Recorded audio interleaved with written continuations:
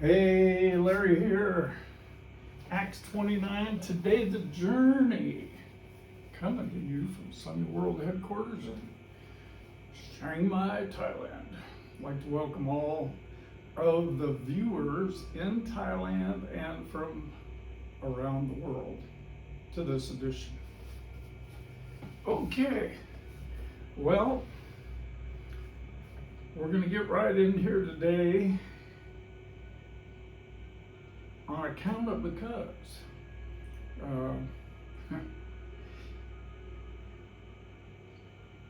There is one thing I guess I'll start with here today,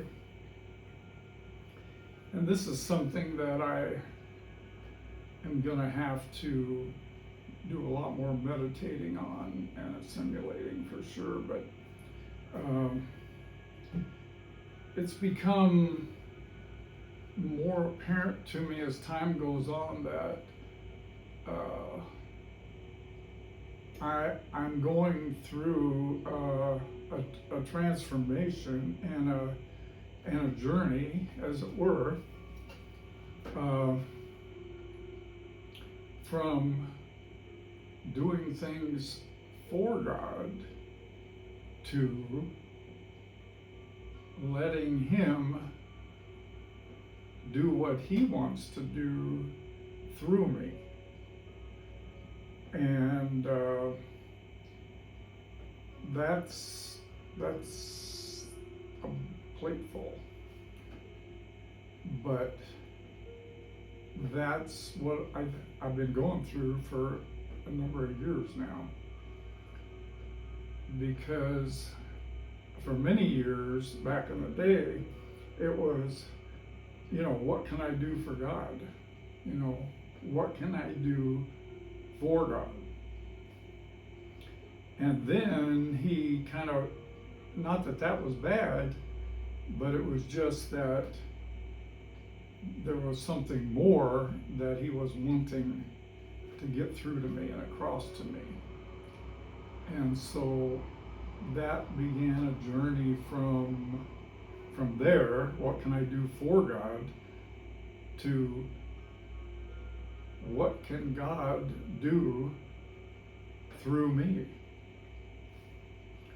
And that's going to take, like I said, a lot of meditation and simulation and study and revelation coming to me to, really come to grips with what that really means and the truth of that.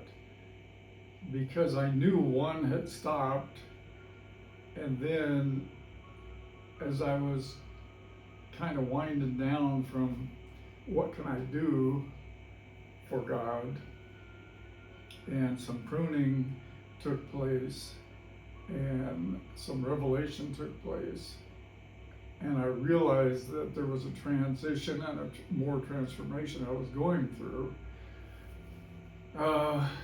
And He was just cutting off some dead branches and, stuff that wasn't producing anything. And then it finally came to me that we are moving from that, what can I do for God, to what can God do through me.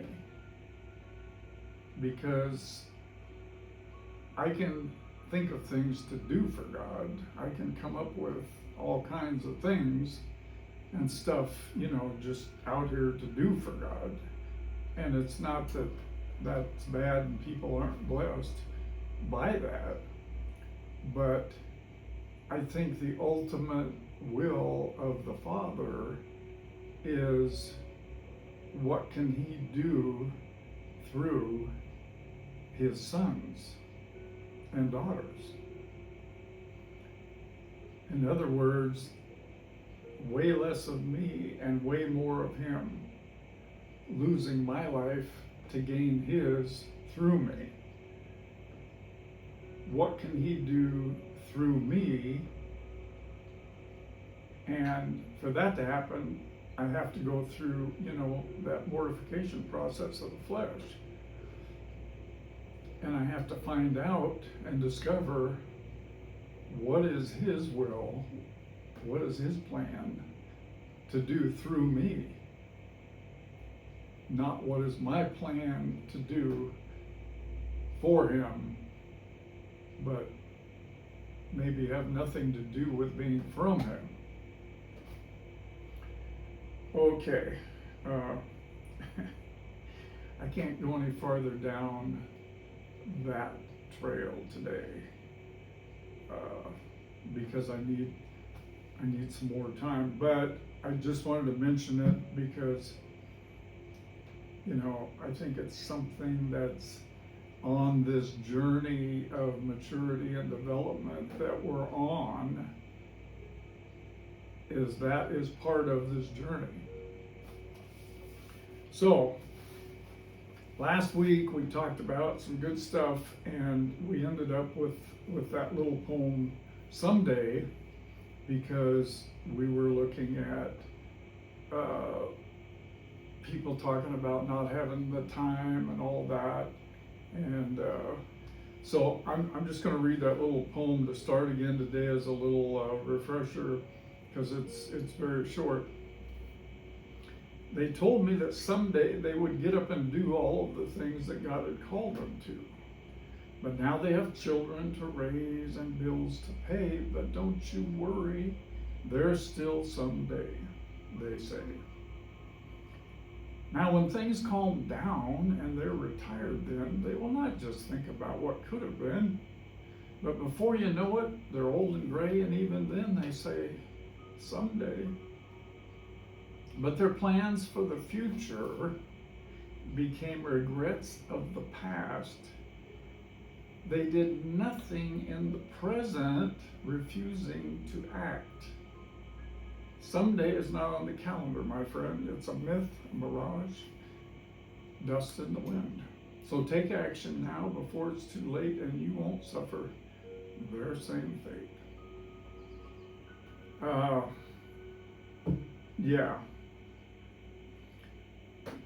So when my only brother and best friend died one Sunday afternoon on October 2nd, 1994, he was 52 years old and had a massive heart attack. And he thought that morning that he had lots of time to do all those things that he believed he was supposed to do, because he was only 52. Now, I had sat next to him at the morning service that Sunday morning. I sat right next to him. And we talked a while afterwards, after the service.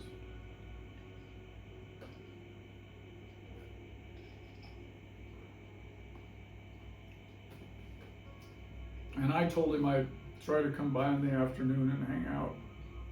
But after I had lunch, there was some things came up that I had to attend to, and so I didn't get to go up to his house. But I had told him after the service that I would see him at the Sunday evening service. That started around 6 in the evening. So I went to the service and parked out in the parking lot, and I was just sitting there waiting for him to come, and so we could go in together to the service.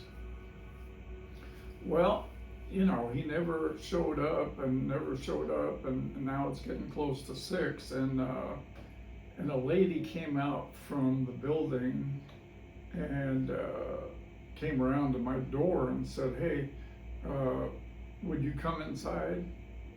And I said, "Yeah, I'll be in pretty soon. I'm just waiting for my brother, you know, and then we'll come in." And she said, "Well, could you please come in now?"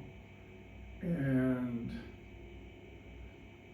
right then, you know, the first alarm bell kind of went off.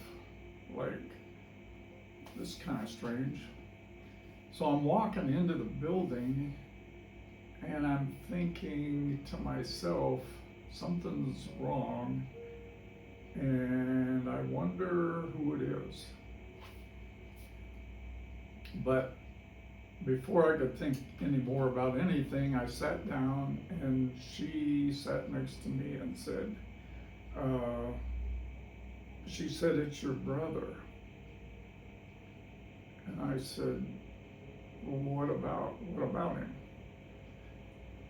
She said, "Well, not too long ago, he had a heart attack and they couldn't save him."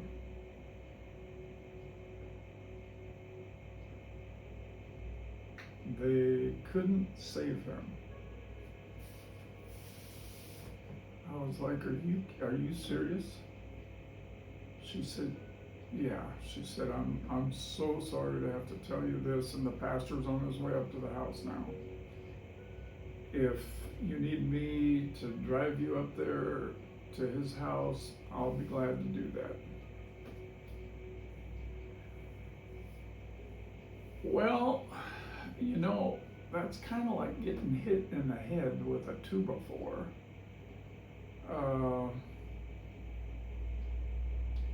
It's a shock, of course, and it takes your mind of, a little bit to even try to digest what you just heard.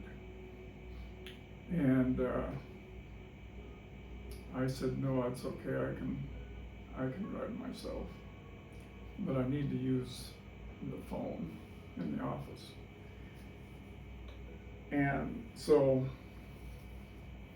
I went in the office and I called my parents first, and my dad answered, and I told him that his oldest son had a heart attack and was dead. And he was pretty shocked, and they said they'd go up to the house. So I said, "Okay, I'll see you up there." I made a few more calls, and then I drove up to the house. And all the way there was 1,000 thoughts running through. Oh my word, what is going to happen now? What about this? What about that? What about, So it was pretty crazy, and I got to the house, and he was still laying on the floor in the living room where they had tried to resuscitate him, and there was still some tube thing in his mouth that they were trying to pump oxygen into him with. But his wife said he was dead in 30 seconds, something like that.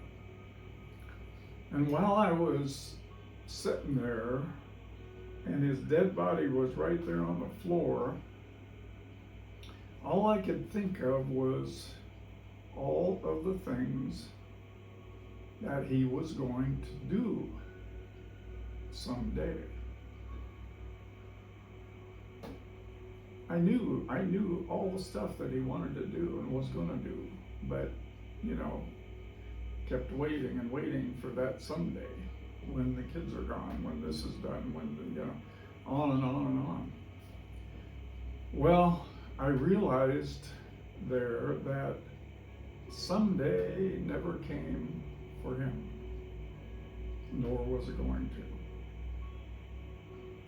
to. And the reality was that I saw so clearly right then is you can live and go your whole life and never, ever, ever, ever do what you believe God has called you to do. And that, just hit me so hard. Because you can talk about it, you can explain about it, you can dream about it, you can write it down about it, and you can get emotional and cry about it, but never, ever, ever, ever, for your whole lifetime, do anything about it. And that event would change my life forever. Because this event was the great wake-up call for me. I was 45 years old at the time.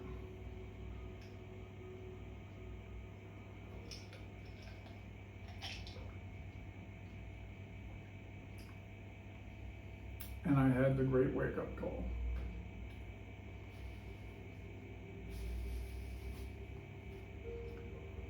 Now, I had done a few things before then, you know, back early on. I went on a couple mission trips, and I knew and really believed God wanted me involved somehow in missions and all that.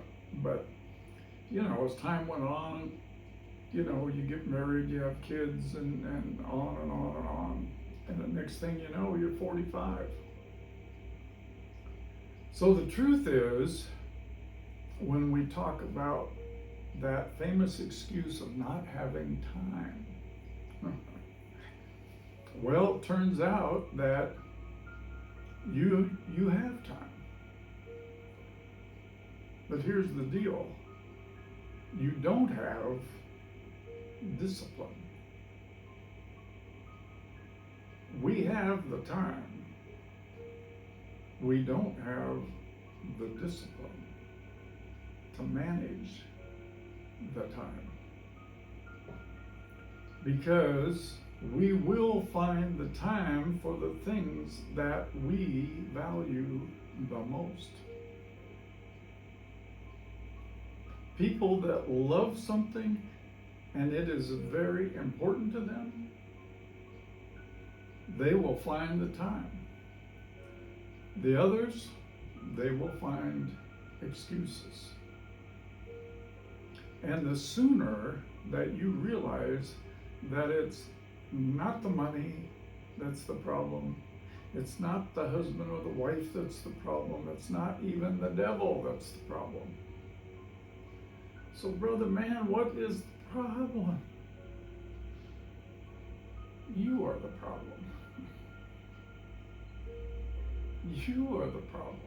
I am the problem. The devil can't even make you do anything that you really don't want to do. We do the things that we do because we want to,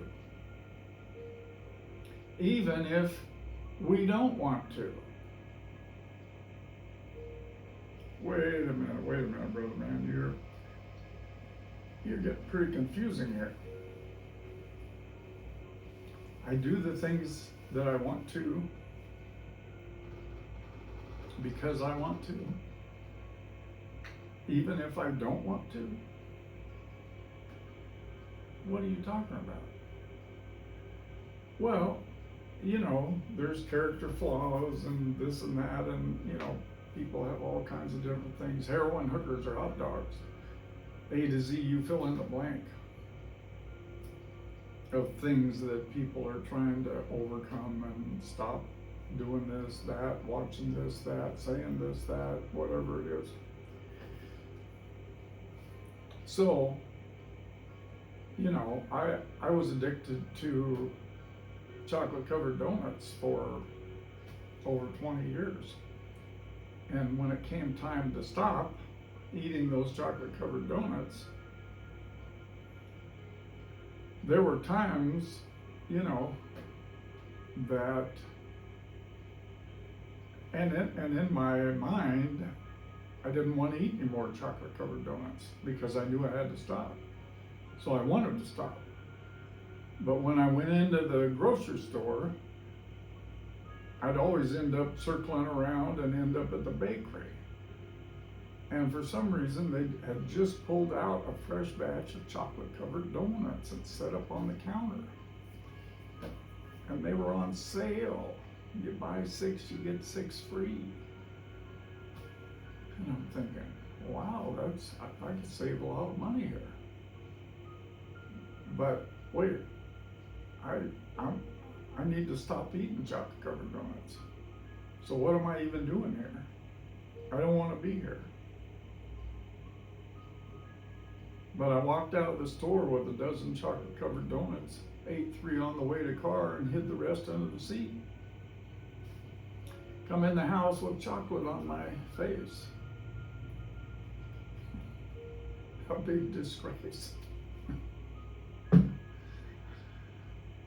Oh, that's what I mean. We do what we do because we want to. We still want to. There's a want to there, even when we don't want to, because we haven't been built up enough by the Spirit to get through that ceiling of flesh that keeps us in that place. Eventually, we break through. So at some point, we must take responsibility. No more justification for sin and failure. And that's a process that we're going to have to talk about at a different time. Because if I start down there, it takes a while. So the sooner we find out that we have no excuse, the sooner we begin to experience life after your last excuse.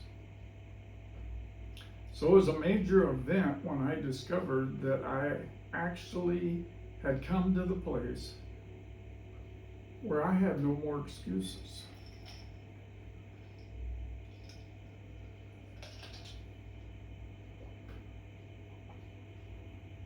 Sounds a little weird, doesn't it? But see, I had all kinds of excuses of why I couldn't do the things, how would I, it was always how.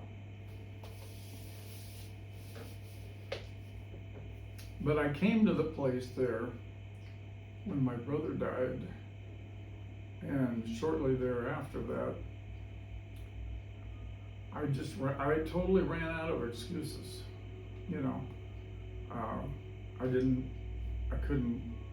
my wife couldn't be the excuse because I didn't have one.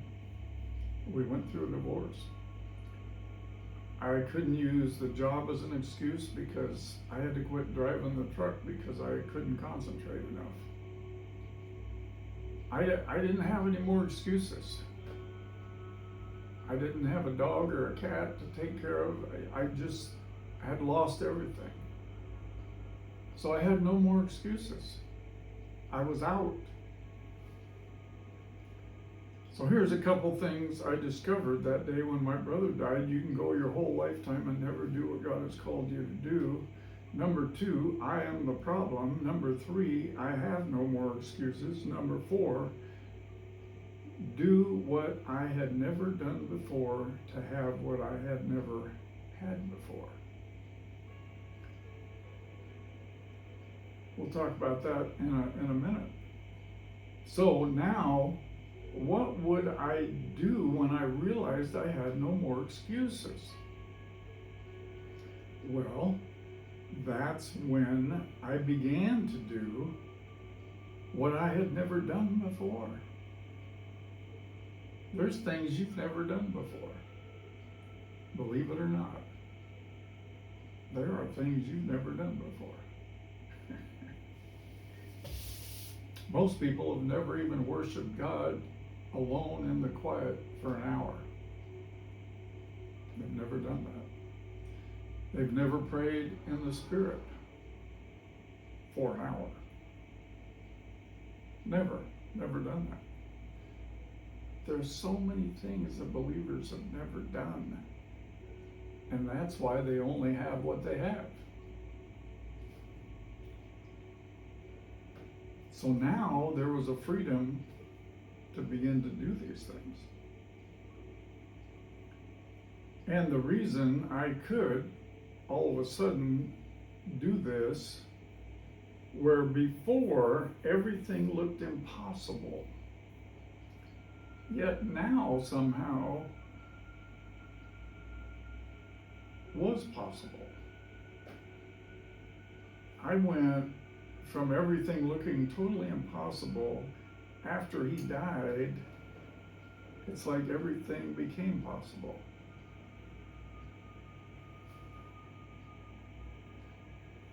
And that was because after his death, I realized one day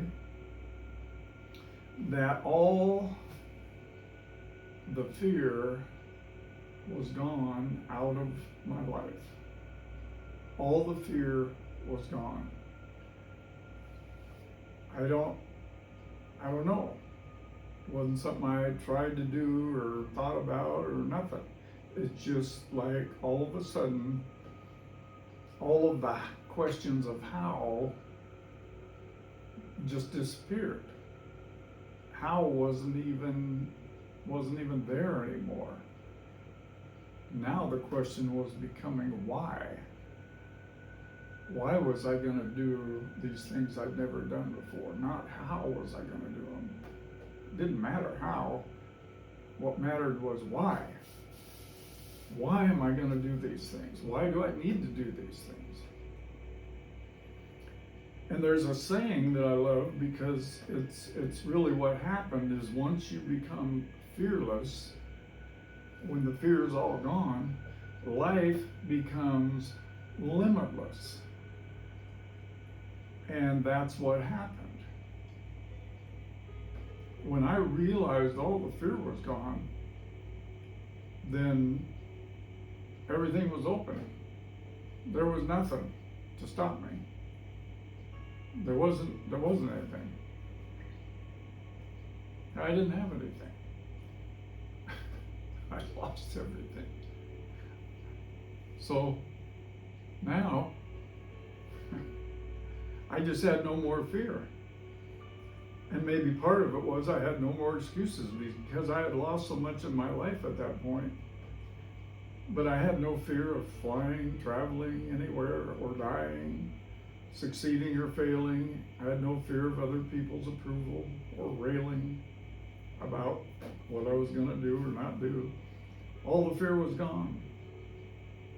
Maybe because I had nothing left to lose and everything to gain. So this is a real deal, folks. Because doing the same thing over and over and expecting different results is called insanity. But yet, that is exactly where most people live.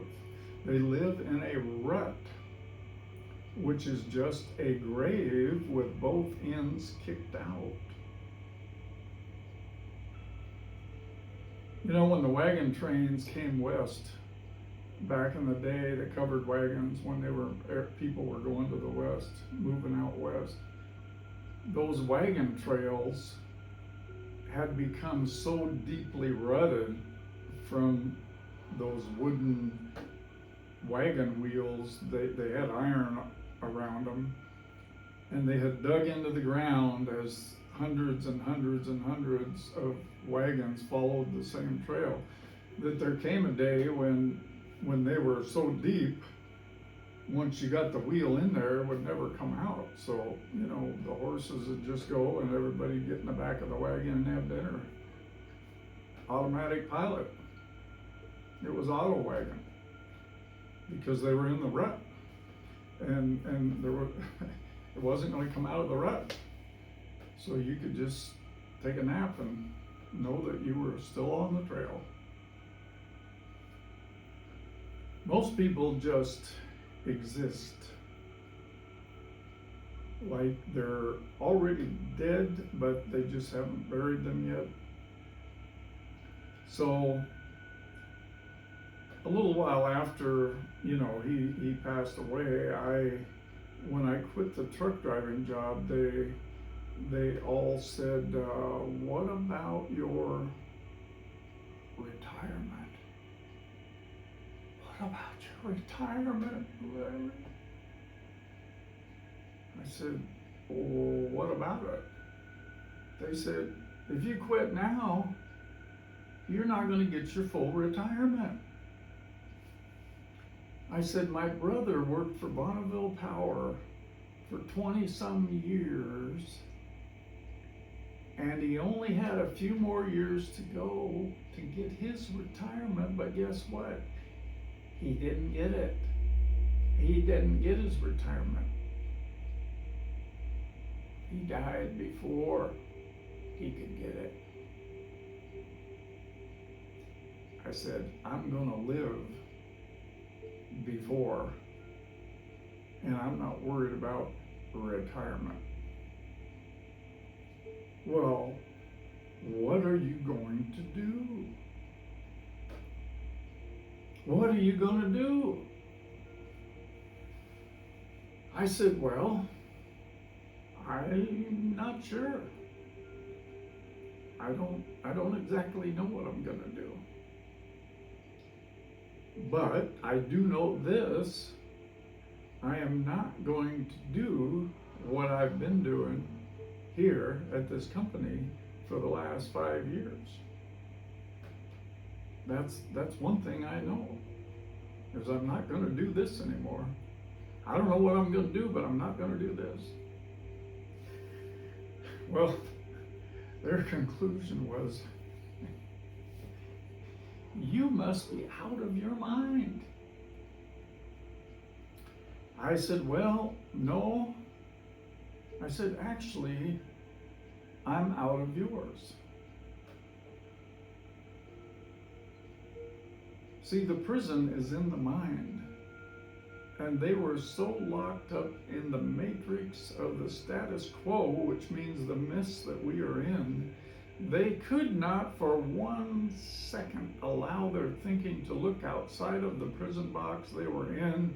Their minds were set in concrete.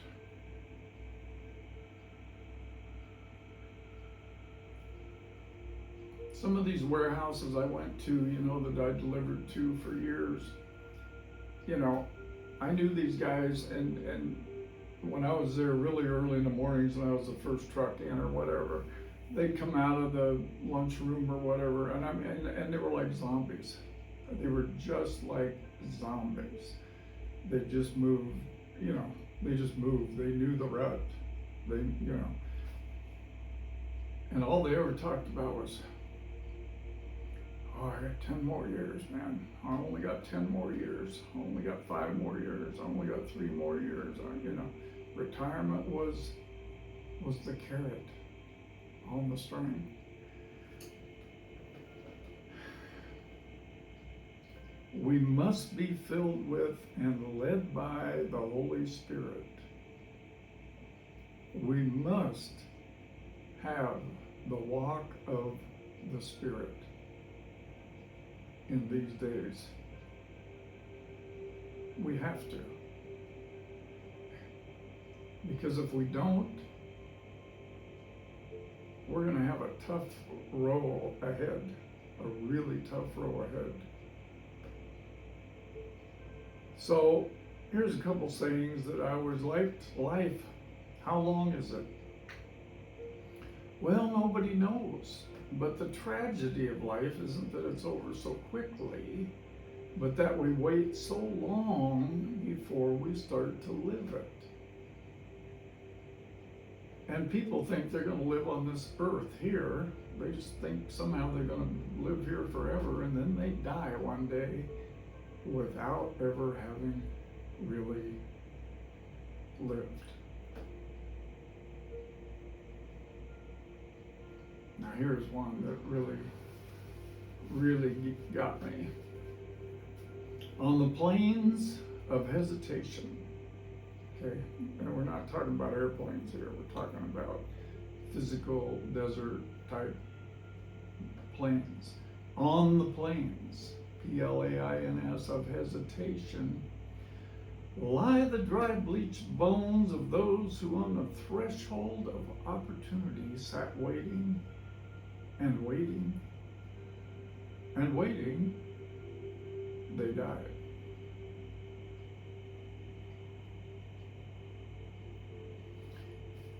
My dad, he,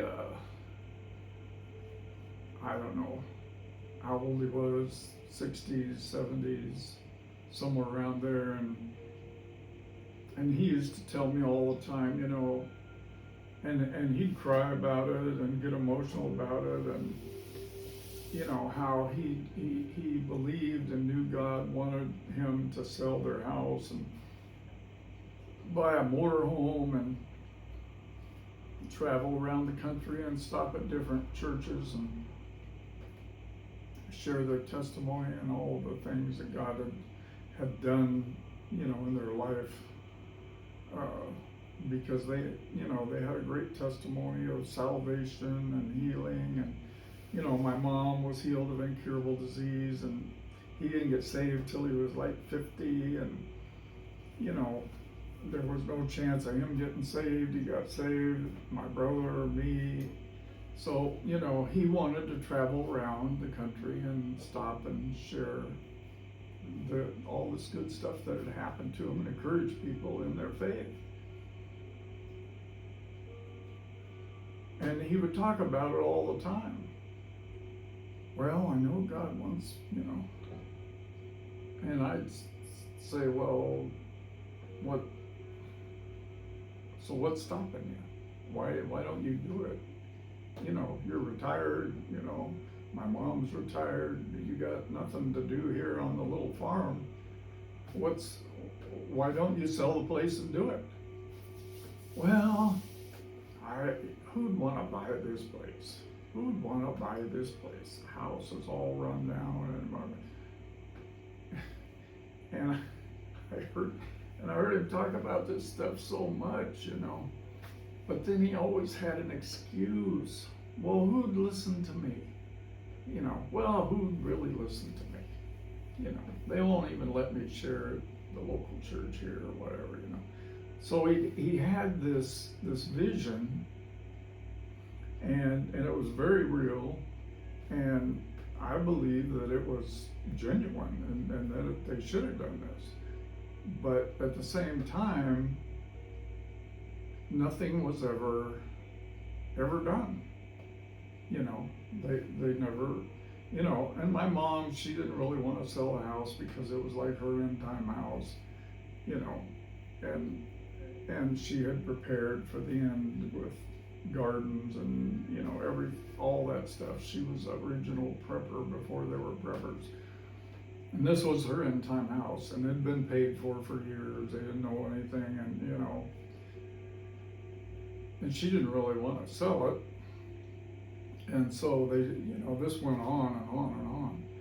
And, you know, even when he was in his middle 80s, you know, he was still talking about it.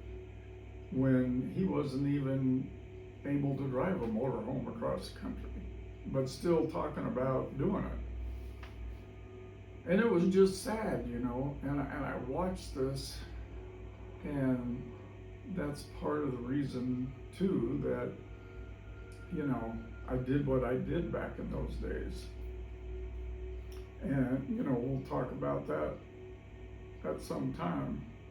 So today, in the modern church, I have found a lot more performance than presence. I went to a couple of mega churches in the day, and I left both of them wondering, why did anybody come here today? Why would anybody make the effort to even come to this building today and listen to this and all this stuff? You know, it was like a social club, you know, it was like an Elks or Moose Lodge, you know, where people just get together. And I wonder, why are people here? What is it? You know, and it's,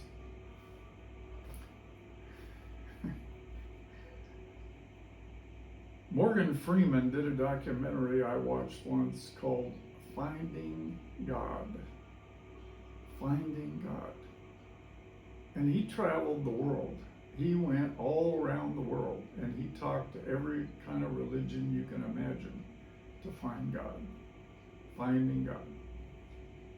And, you know, it was quite revealing.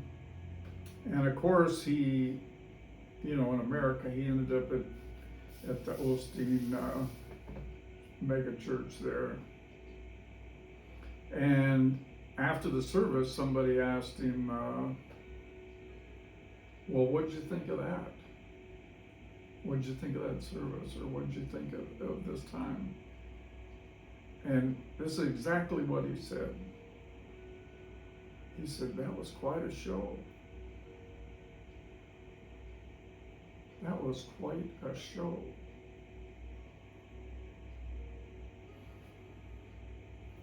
Wow. What an amazing statement. You know, if I want to see a show, I'll go to Las Vegas. If I want to see a rock concert, I'll go see the Stones. If I want entertainment, I'll go to Disneyland or watch Netflix.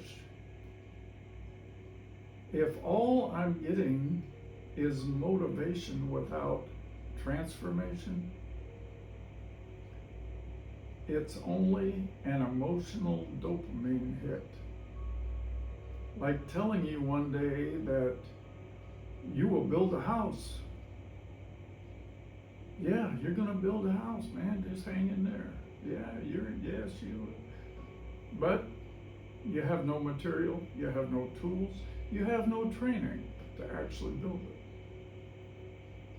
So I can stay in a tent alongside the road for my entire lifetime and tell the story about motivation, or I can give somebody the bricks and the cement and the training and the tools so that a house can be built. Otherwise, I'm just driving by and they're in their tent and I'm going, hey, hang in there, man. You're doing good. You're doing good. Yes, sir, hang in there. Next day, hang in there, brother. Hang in there, brother. You're doing good. You're going to make it.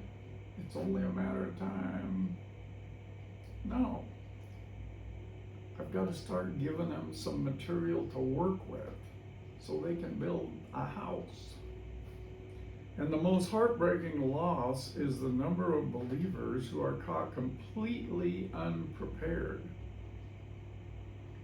because they chose temporary comfort over eternal obedience, religious tradition over fresh revelation, and human reasoning over divine instruction.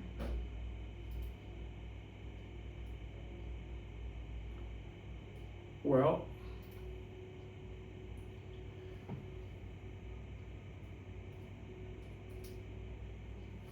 that's where I'm going to stop today, because we will get into some other stuff next week when I come back. And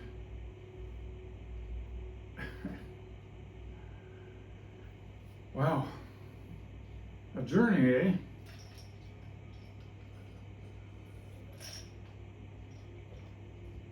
Well, people that are going to take part in this journey, there's going to be a fight. We're in spiritual warfare on this path.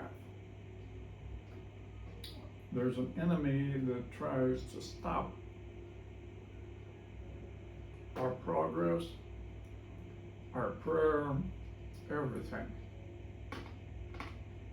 Relentless. And we have got to keep pressing on. That's it. We just keep pressing on. Keep on keeping on. Yes, there will be days. Mama said there will be days. There are going to be days when, the feelings are going to come and the emotions are going to rise, and it's going to be stuff happening that we can't hardly believe. But That's only there to try to slow us down and stop us. And we have got to keep going on even when the walk becomes a crawl. We just keep going and going and going, because he never stops. Well, guess what? We're never going to stop. So remember, your key to unlocking divine mysteries is praying in the Spirit. Tongues for edification, the revelation gift. It's one of the most important things I have ever done that you can ever do. And, you know, a lot of people don't understand much about it. That's fine. I understand that. I didn't understand about it either. But you don't have to understand it to do it. Just pray in tongues. Just do it. You don't have to understand everything about it. You'll learn about it if you want. But just do it. Because you're praying out the perfect prayer. You're praying out the perfect will of God for your life. It's more than we could dream or hope for. And there's so much more. Your destination is God's perfect will for your life, for you to discover and step into and fulfill in your lifetime. And your helper throughout the journey is the precious Holy Spirit, living within, who came and was sent to guide you into a little bit of truth. Oh, I'm sorry. All the truth. Wow. We have someone to reveal all the truth to us. Amazing. Love you all, and I guess before next time we will be already broken into a new year, 2026. So, brother man, what's the word for the new year? What do you see in the new year? You know, what's your, hey, there's going to be wars and rumors of wars and earthquakes and famines and pestilence, and the birth pains are going to become more and more and closer together, and birth pangs. Now there's a difference between birth pains and birth pangs. Pains are something that can just come on kind of gradual, and you know, the pain can get worse, a little worse, like a headache. But a pang is something that happens, boom. It's like getting cut with a knife. It's sudden. I had a slip disc a few years ago when I was bending over brushing my teeth, and it took me to the floor. That's a pang. It was excruciating, and it was sudden. Yeah, and it was not fun. So all that's going to happen. Yeah, because we're in those days. And it's not going to get less, it's going to get more. And that's why we need to stay on this path on a daily basis and keep ourselves built up and spiritually fit, because the deception that is coming through AI and all this nonsense that they're doing, I mean, it is going to deceive people by the millions. By the millions. If we don't know the original, if we don't know the truth, how are we going to spot the error? If we know the truth, the Holy Spirit within will show us all the deception. If we don't, said even the very elect could be deceived if possible. Well, why isn't it possible for the very elect to be deceived? Because we have the truth. Thy word is truth. we live in the Word lives in us. We're not playing around out in the world. We're not spending time in the world stuff. We're keeping ourselves spiritually fit. And, you know, there's a shaking to awaken coming. We need to stay vertical in that relationship. And yeah, I think next year is going to be a very trying year for a lot of people. So we're on a good path, folks. Stay on it. I love you, God loves you, and we will see you on the next one. Bye-bye for now.